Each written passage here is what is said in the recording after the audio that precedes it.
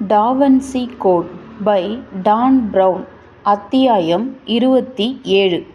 சோனியரின் நாற்காலியில் அமர்ந்திருந்த லெப்டினன்ட் கோலட் நம்ப இயலாமல் போனை காதில் அழுத்தி பிடித்தார். பெக்கே சொல்வதை நான் சரியாக கேட்டேனா? ஒரு சோப் கட்டியா? ஆனால் அந்த ஜிபிஎஸ் கருவியை லெங்டன் எப்படி அறிந்தார்? Sophia Neveu? அவள்தான் அவரிடம் சொல்லியிருக்கின்றாள். பெக்கே சொன்னார். என்னது? எதற்காக? நல்ல கேள்வி. ஆனால் அவள்தான் சொல்லியிருக்கிறாள் என பதிவு செய்யப்பட்ட செய்தி வழியாக இப்போதுதான் அறிந்தேன். கோலட் பேச்சிழந்தார். நெவ்யூ என்ன நினைத்து கொண்டிருக்கிறாள்?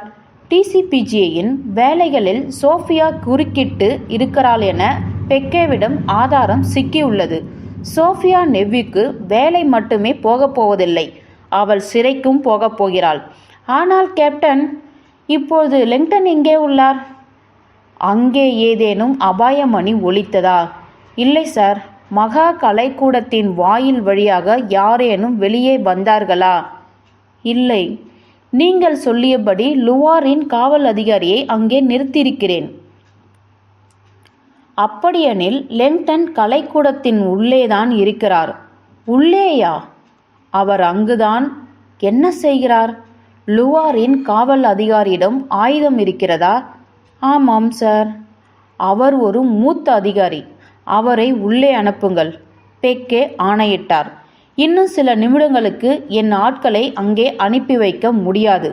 அதே நேரம் லெங்டனும் வெளியேறக்கூடாது. சில நிமிடம் அமைதி காத்த அவர் அந்த அதிகாரியிடம் சோஃபியா நெவ்யூம் அவருடன் இருப்பதாக சொல்லுங்கள். ஏஜென்ட் நெவ்யூ போய்விட்டதாக நான் நினைக்கிறேன். அவள் போனதை நீங்கள் பார்த்தீர்களா? இல்லை சார். ஆனால் வெளிப்புறத்திலும் அவள் போவதை யாரும் பார்க்கவில்லை. மாறாக அவள் உள்ளே போவதை தான் பார்த்திருக்கின்றனர். கோலட் சோஃபியா நெவ்வின் துணிச்சலை எண்ணி திகைப்புற்றார். கட்டடத்தின் உள்ளேயா அவள் இன்னும் இருக்கிறாள்? வழி நடத்துங்கள். நான் அங்கே வரும்போது லெங்டனும் நெவ்வியும் துப்பாக்கி முனையில் இருந்தாக வேண்டும். பெக்கே ஆணையிட்டார். ட்ரைலர் லாரி கிளம்பியதும் கேப்டன் பெக்கே தன் ஆட்களை அணிகுவித்தார். இன்றிரவில் ராபர்ட் லெங்டன் சிக்க முடியாத ஆளாக தோன்றினார். அவருக்கு சோஃபியா நெவ்வின் உதவி கிடைக்கவே எதிர்பார்த்ததை விட அவர் சமயோசிதமாக செயல்படுகிறார். பெக்கே சந்தர்ப்பத்தை தவறவிடக்கூடாது என முடிவெடுத்து கொண்டார். அணிவகுப்பை இரண்டாக பிரித்து அவர் ஒரு பிரிவை லுவாருக்கு அனுப்பி வைத்தார். மற்றொரு பிரிவை ராபர்ட் லெங்டனுக்கு பாதுகாப்பு அளிக்கும் பாரிஸின் அந்த ஒரே ஓர் இடத்திற்கு அனுப்பி வைத்தார். அத்தியாயம் 28. சாலிடேஸ் எட்டேட்ஸின் உள்ளே லெங்டன் வியப்பில் சமைந்து கண்ணாடியில் தெரிந்த அந்த 6 வார்த்தைகளையே பார்த்து கொண்டிருந்தார். அந்த வரிகள் அங்கும் இங்கும் நகர்வது போல் தோன்றி மோனலிசாவின் மர்ம புன்னகையில் மேல் நிழலை வீசிக்கொண்டிருந்தன. துறவு மடம். லெங்டன் இரகசிய குரலில் பேசினார். இந்த ஒரு விஷயம் உங்கள் தாத்தா அதிலொரு உறுப்பினர் என நிரூபிக்கின்றது. சோஃபியா அவரை குழப்பமுடன் பார்த்தாள். இது உங்களுக்கு புரிகின்றதா? இது தெளிவுடன் இருக்கிறது. எண்ணங்கள் சுழன்றடிக்க லெங்டன் தலையை அசைத்தார். துறவு மடத்தின் அடிப்படையான தத்துவங்களில் இதுவும் ஒன்று என அது அறிவிக்கிறது. மோனலிசாவின் முகத்தில் தெரிந்த அந்த செய்தியை பார்த்த சோஃபியாவின் முகத்தில் குழப்பம் தெரிந்தது. So dark the con of man.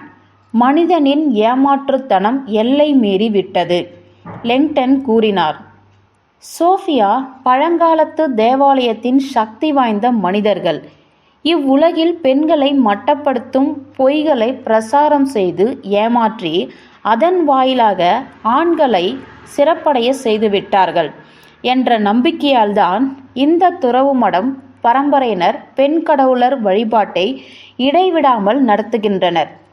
Sofia அமைதியுடன் வார்த்தைகளை வெறித்தாள். துறவு மடம் நம்புவது என்னவெனில், கான்ஸ்டன்டைனையும் அவருக்கு பின்வந்த ஆண்களும் இவ்வுலகை அதிகாரும் பெண்கள் வசம் இருந்த பல்தெய்வ வழிபாட்டை வெற்றிகரமாக நீக்கி ஆண்கள் வசமிருக்கும் கிறிஸ்துவத்திற்கு மாற்றியதுதான். இதற்காக அவர்கள் புனித பெண்களை பேய்களாக மாற்றும் மற்றும் நவீன கால மதத்திலிருந்து பெண் கடவுளரை விரட்டி அடிக்கும் வழிமுறைகளை வெற்றிகரமாக பிரசாரம் செய்தனர். சோஃபியாவின் உணர்ச்சிகள் நிச்சயமற்ற தன்மையிலேயே இருந்தன. என் தாத்தா இந்த இடத்தில் இதையா கண்டுபிடிக்க சொல்லியிருக்கிறார்? அவர் இதைவிட வேறு எதையோ என்னிடம் சொல்ல முயற்சித்திருக்கிறார். லெங்டன் அவளின் பொருளை புரிந்து கொண்டார். இது மற்றொரு குறியீடு என அவள் நம்புகிறாள். அதில் ஒரு மறைவான அர்த்தம் இருக்கிறதா அல்லது இல்லையா என லெங்டனால் உடனடியாக சொல்ல முடியவில்லை. அவருடைய மனமானது இன்னும் கூட சோனியரின் வெளிப்படையான செய்தியில் இருந்த தைரியத்தை பற்றி கொண்டிருந்தது. மனிதனின் ஏமாற்றுத்தனம் எல்லை மாறிவிட்டது, உண்மையில் எல்லை மீறிவிட்டது என்று அவர் நினைத்து கொண்டார். இன்றைய சிக்கலான உலகில் தேவாலயங்கள் செய்யும் நல்ல காரியங்களை யாராலும் மறுக்க முடியாது. ஆனால் தேவாலயங்களின் வரலாறே ஏமாற்றுத்தனமும் வன்முறையும் கொண்டதுதான். அவர்களின் வன்மம் நிறைந்த போர்கள் பல்தெய்வ பெண் தெய்வ வழிபாட்டாளரை மறு சிந்தனைக்கு உட்பட்டுதான். இது 3 நூற்றாண்டுகளுக்கு தொடர்ந்து நடந்தது. பயங்கரமான விஷயங்களை அரங்கேற்றியது. கத்தோலிக்க சித்திரவதை முறை மன்றம் ஒரு புத்தகத்தை பதிப்பித்தது. அந்த புத்தகம் மனித குல வரலாற்றிலே இரத்தம் தோய்ந்த பதிப்பாகும். மேல்யூஸ் மேல்ஃபிகர்ம் அல்லது சூனியக்காரிகளின் சுத்தியல் என்ற அந்த புத்தகம் அளப்பரிய சிந்தனைகள் வாய்ந்த பெண்களை பற்றி வெகு அபாயகரமாக போதனை செய்தது. மேலும் அது மத போதகர்கள் அவர்களை பற்றி இங்காணுவது, சித்திரவதை செய்வது, இறுதியில் அழிப்பது என்று கற்பித்தது. தேவாலயத்தின் அறிவிக்கப்பட்ட சூனியக்காரிகள் தவிர பெண் அறிஞர்கள், பெண்மத குருக்கள், நாடோடிகள், சித்துவேலை செய்பவர், இயற்கை நேசிப்பாளர், மூலிகை சேகரிப்பாளர் மற்றும் இயற்கை உலகோடு தொடர்பு கொள்ளும் பெண்கள் முதலியோர்கள் அபாயகரமானவர்கள். குழந்தை ஈனும் பிரசவ வலிகளை வலி இல்லாமல் செய்யும் பேறுகால பெண்களும் கொல்லப்பட்டனர். ஏனெனில் பிரசவ கால வலியானது ஆதியில் ஏவாள் உண்ட ஆப்பிள் பழ அறிவால் உண்டான ஆதிகால பாவம். அதனால்தான் கடவுளானவர் இந்த அறவழி தண்டனையை அளித்திருக்கிறார் என தேவாலயம் சொன்னது. சூனியக்காரியின் வேட்டை நடந்து 3 நூற்றாண்டுகளில் தேவாலயமானது ஒட்டுமொத்தமாக 50 லட்சம் பெண்களை தீயிலிட்டு கொளுத்தியது. பிரசாரமும் வன்முறையும் நன்றாகவே வேலை செய்தன. இன்றைய உலகம் அதற்கு நிரூபணம். ஒரு காலத்தில் பாதியளவு மோட்சத்திற்கு வழி என்றிருந்த பெண்கள் உலகின் கோயில்களிலிருந்து விரட்டடிக்கப்பட்டனர். இப்போது யூத மதத்து ரேவி பெண் குருக்களோ, கத்தோலிக்க பெண் குருக்களோ, இஸ்லாமிய பெண் குருக்களோ கிடையாது. ஒரு காலத்தில் ஹைரோஸ் கெமோஸ் என்றழைக்கப்பட்ட ஆணுக்கும் பெண்ணுக்கும் இடையில் நிகழும் இயல்பான கலவி புணர்ச்சியே இருவரையும் ஆன்மீகத்தில் ஒன்றாக்கியது. அது வெட்கக்கேடான சங்கதி ஆக்கப்பட்டது. கடவுளை காண தங்கள் பெண்களுடன் கலவி புணர்ச்சி செய்து வந்த புனிதர்கள் இப்போது கலவி மோகமே சாத்தானின் செயல்பாடென்று பயங்கொள்ள ஆரம்பித்துவிட்டனர். அந்த சாத்தானும் தங்களின் மகோன்னதவாதியான பெண்களுடன் சேர்ந்திருக்கின்றனர் என நம்பினர். இடதுசாரி சிந்தனை பெண்ணிய கோட்பாளர்களுக்கும் தேவாலயத்தின் அணுகுமுறையிலிருந்து தப்பிக்க முடியவில்லை. பிரெஞ்சு தேசத்திலும் இத்தாலியிலும் இடது என்பதற்கு கோச் மற்றும் சினிஸ்ட்ரா என்ற வார்த்தைகள் ஆழமான எதிர்மறை பொருளை கொண்டன.